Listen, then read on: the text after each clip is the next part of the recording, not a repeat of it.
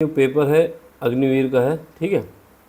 इसमें जो मैथ के सेक्शन है उसको कराना है। ये कॉमन एंट्रेंस जो होता है जिसमें सबके लिए क्वालिफाई करने के लिए 100 नंबर में 32 क्वेश्चन आपको सही करने होते हैं 100 क्वेश्चन में, तो आप क्वालिफाइड हैं अगले पेपर के लिए, अगले राउंड के लिए, ठीक है। उसी का ये क्वेश्चन है। इसमें देख लो क्या है। इसमें हमें कह रहा है कि क्वेश्चन नंबर 36, इसमें कह रहा है area of a rectangular ground is 125 यानी 12,500 मीटर स्क्वायर है। इसके बाद इसकी लेंथ जो है वो 125 मीटर है।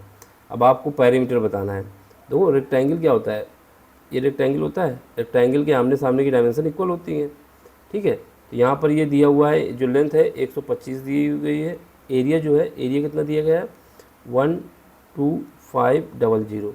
तो यहाँ से हमारे पास क्या है, एरिया क्या होता है ए इंटू बी होता है, तो इसका यूज करेंगे। तो यहाँ से हमारे पास ए की वैल्यू कितनी आ जाएगी जब इसका रखेंगे, बी की वैल्यू कितना है 125।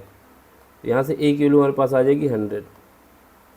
अब पैरीमीटर क्या होता है, पैरीमीटर जो होता है पी इज इक्वल टू होता है 2 times of A plus B, इसका यूज करेंगे।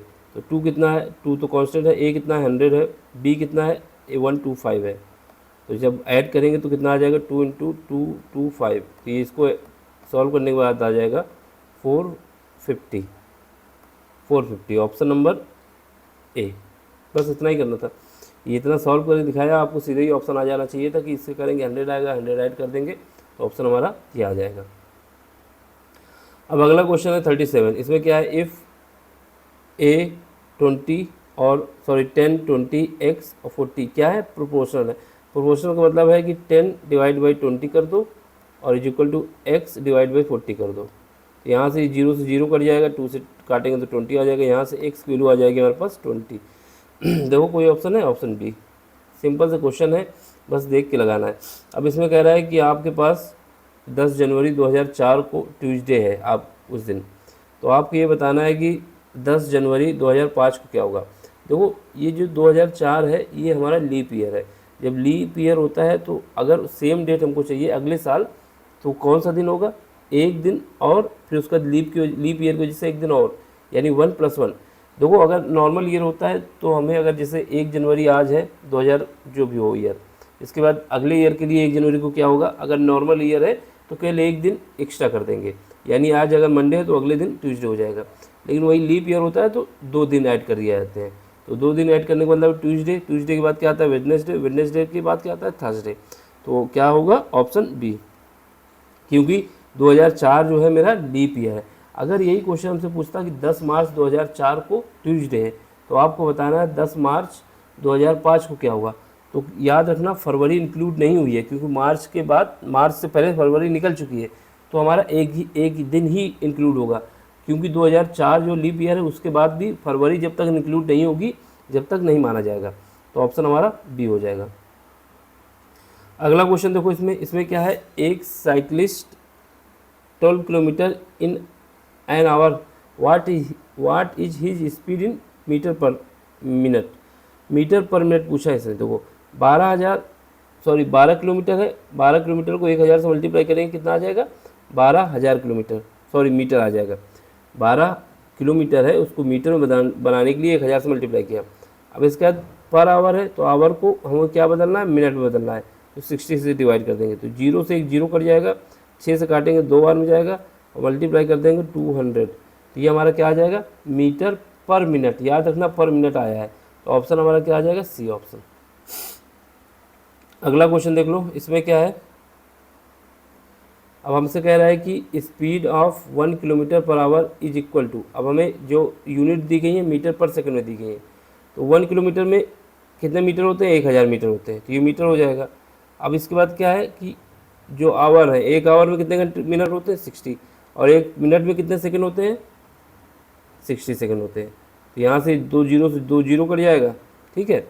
इसके बाद क्या आ जाएगा, हमारे पास आ जाएगा 10 डिवाइड बाई 36।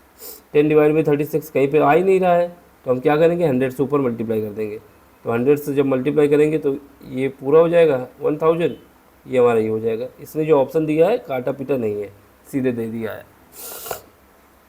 अब देखो इसमें क्या है 41 में अब हमसे कह रहा है कि the cost of 18 bananas at the rate of 4 पर दर्जन। मतलब हमें ये बताना है कि जो 18 बनाना है उनकी कॉस्ट क्या होगी, जबकि एक दर्जन बनाना की जो कीमत है वो कितनी है, 4 रुपये है। तो वो एक दर्जन में कितने होते हैं, 12। 12 के लिए कितने हैं हमारे पास, 4 रुपये। ठीक है, 4 रुपये देने हैं। तो 12 का आधा कितना होता है, 6। 6 के लिए कितने रुपए देने होंगे, 2 रुपये देने होंगे। तो ये टोटल जोड़ो कितना आ जाएंगे, 18 बनाना आ जाएंगे। और कितने रुपए आ जाएंगे टोटल में, 6 रुपये। तो ऑप्शन हमारा बी। इसके बाद क्या है कि 12 मेन और 18 वुमेन एक काम को 14 दिन में कर लेते हैं। तो आपको ये बताना है कि 8 मेन और 16 वुमेन कितने दिन में सेम काम को कर लेंगे। देखो 12 मेन इज इक्वल टू किसके बराबर है, 18 वुमेन के। ठीक है, अब इससे इसको सॉल्व करेंगे तो 3 वुमेन इज इक्वल टू आ जाएगा 2 मैन आ जाएगा। ठीक है, तो यहाँ से हमारे पास एक कंडीशन बन गई कि 2 मैन जो जितना काम करते हैं उतना ही काम 3 वुमेन करती हैं। अब हमें क्या करना है, इसको देखना है।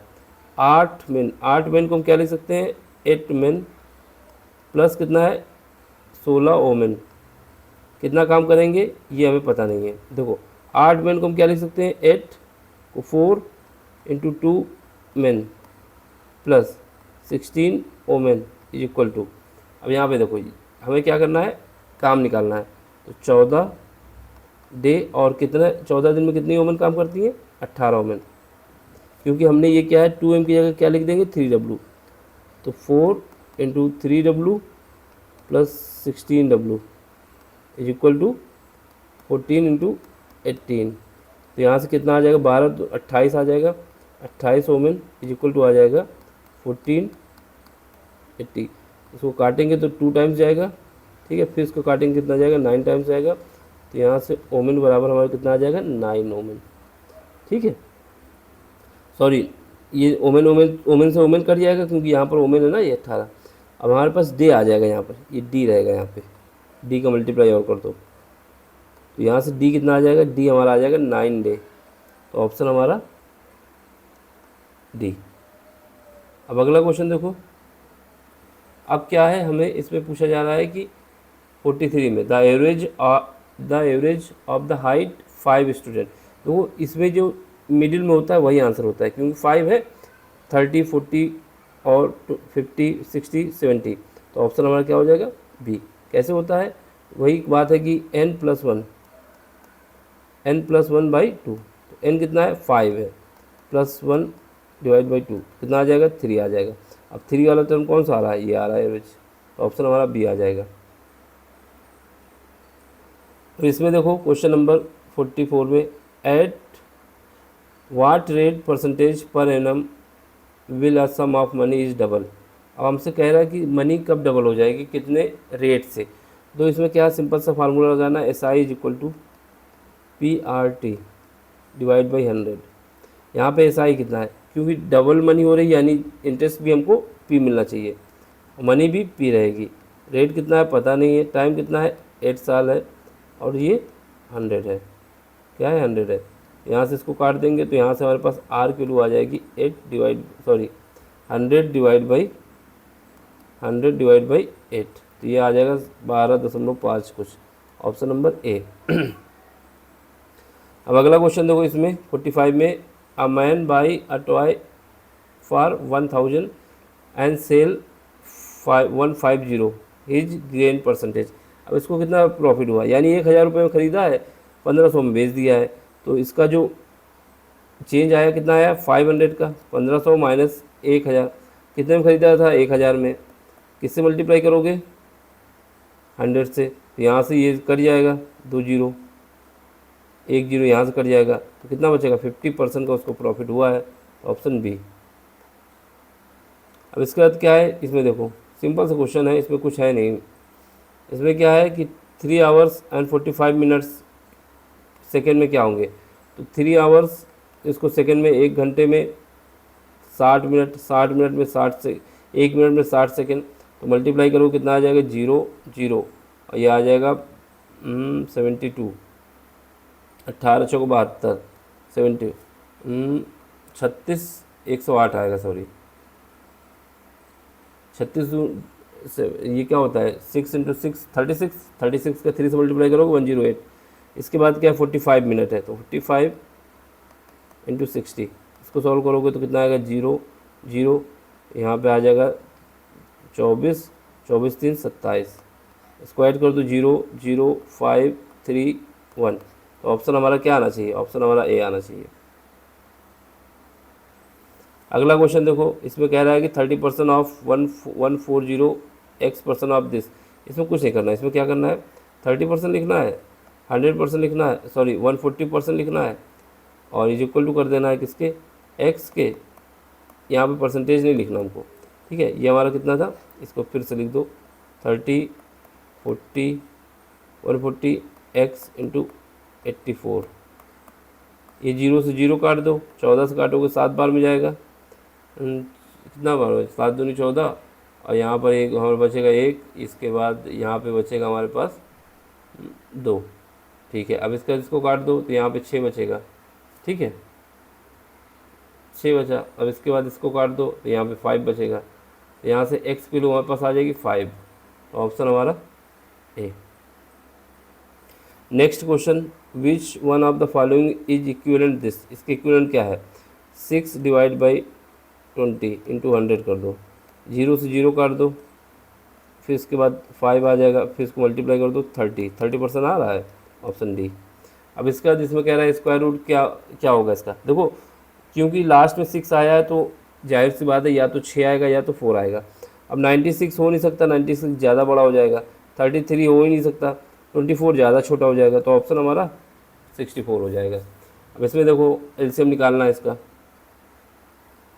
एलसीएम कैसे निकालोगे, एलसीएम क्या होता है, जो कॉमन हो उसको भी ले लो, तो 3 इंटू 5, अब इसका जो कॉमन नहीं उसको भी ले लो, 2 आगे लगा दो और 7 पीछे लगा दो, तो ऑप्शन हमारा सी। यही क्वेश्चन थे, ठीक। अब आपको क्या करना है, यहाँ कहाँ से क्वेश्चन स्टार्ट हुए थे, 36 से स्टार्ट हुए थे, लगभग 15 क्वेश्चन हमने कराए आपको। चलो फिर अगले क्वेश्चन में मिलते हैं नेक्स्ट पेपर में। Thank you for watching.